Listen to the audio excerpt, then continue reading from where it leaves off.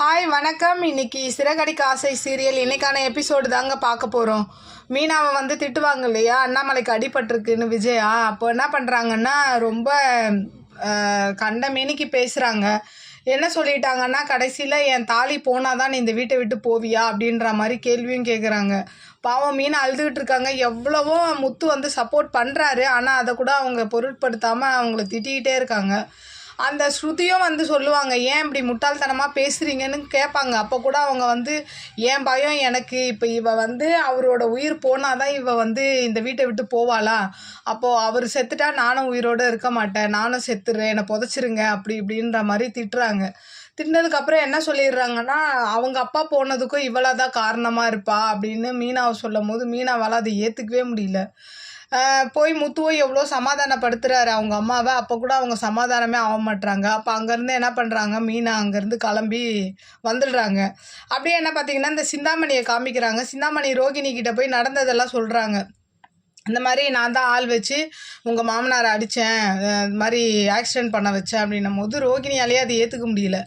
ஏன் இப்படிலாம் பண்ணீங்க, அந்த வீட்டில் நல்ல மனுஷனே அவர் மட்டும்தான், நீங்கள் ஏன் இப்படிலாம் பண்ணீங்க அப்படின்னும் போது, எல்லாம் உனக்காக தான் பண்ணேன், உனக்கு கோர்ட்டில் நல்லபடியாக கேஸ் முடியணும்ல, அதுக்காக தான் பண்ணேன். இப்போ மீனா வீட்டை விட்டு வெளியில் போயிட்டா, இப்போ உங்கள் மாமியார் வந்து கொடுமைக்காரி பாரு, அந்த மருமகளையே வீட்டை விட்டு விரட்டிட்டான்னு சொல்லி நீ கேஸை ஈஸியாக ஜெயிச்சிடலாம் அப்படின்ற மாதிரி ரோகிணிக்கு மேலே வந்து எல்லா பழியும் போடுற மாதிரி இவங்க சொல்கிறாங்க.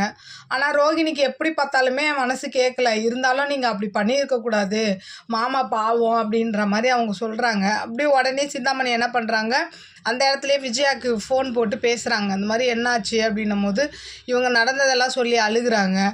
நீங்கள் முதல்ல மீனா வீட்டை விட்டு வெளில அனுப்பிச்சா தான் இதெல்லாம் நல்லபடியாக நடக்கும்ன்ற மாதிரி சொல்கிறாங்க. இவங்களும் என்ன பண்ணுறாங்க, நான் சொல்லி பார்க்குறேன், அவள் கேட்க மாட்டாளே என்ன பண்ணுறதுன்னு சொல்லிட்டு அழுதுகிட்டே இவங்களும் ஃபோனை வச்சிடுறாங்க. அப்புறம் பார்த்தீங்கன்னா அண்ணாமலை கண்ணை விழிச்சிடுறாரு. எல்லாரும் போய் பார்க்குறாங்க. அப்போ மனோஜ் வந்து சொல்கிறான், பார்த்தீங்களா அந்த சாமியார் சொன்ன மாதிரியே நடந்துச்சு, இதுக்கு தான் மீனா வீட்டை விட்டு வெளில அனுப்பணும்னு சொல்லும் போது முத்து அடிக்க போயிடுறான். அப்போ அவங்க அப்பா என்ன பண்ணுறாரு, முத்துவை வெளியில் அனுப்பிச்சிட்டு அவங்க அப்பா அந்த மாதிரி பேசிகிட்டு இருக்காரு. அப்போது ஸ்ருதி வந்து சொல்கிறாங்க முத்துக்கிட்ட, இந்த மாதிரி மீனாவை எங்கே தேடியும் காணோம் அப்படின்ற மாதிரி சொல்லும் போது அவர் இன்னும் இடிஞ்சு போயிடுறாரு. அப்புறம் இந்த பக்கம் பார்த்திங்கன்னா மீனா என்ன பண்ணுறாங்க, அழுதுகிட்டே அவங்க அம்மா வீட்டுக்கு வராங்க.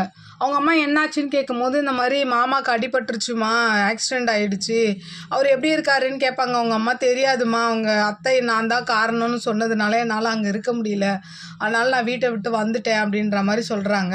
அப்போது அவங்க அம்மா கேட்குறாங்க, மாப்பிள்ளைக்கிட்ட சொல்லிட்டு வந்தியா அப்படின்னு கேட்கும்போது, நான் அவர்கிட்ட சொல்லாமல் தாம்மா வந்திருக்கேன், நான் சொன்னால் அவர் அனுப்ப மாட்டார், என்னால் மாமாவுக்கு எந்த ஆபத்தும் வரக்கூடாது, அதனால தாம்மா நான் வீட்டை விட்டு வந்தேன் அப்படின்னு சொல்லிட்டு அவங்க அம்மாவை கட்டி பிடிச்சிட்டு அப்படியே அழுகுறாங்க. அப்படியே இன்றைக்கான எபிசோடு முடியுது. பார்க்கலாம் நாளைக்கு என்ன காமிக்கிறாங்கன்னு பார்த்துட்டு நான் உங்களுக்கு ரிவ்யூ கொடுக்குறேன். என்னோடய சேனல் பிடிச்சிருந்தா லைக் பண்ணுங்கள், ஷேர் பண்ணுங்கள், கமெண்ட் பண்ணுங்கள், என்னோடய சேனலை சப்ஸ்கிரைப் பண்ணி சப்போர்ட் பண்ணுங்கள். நன்றி, வணக்கம், பாய்.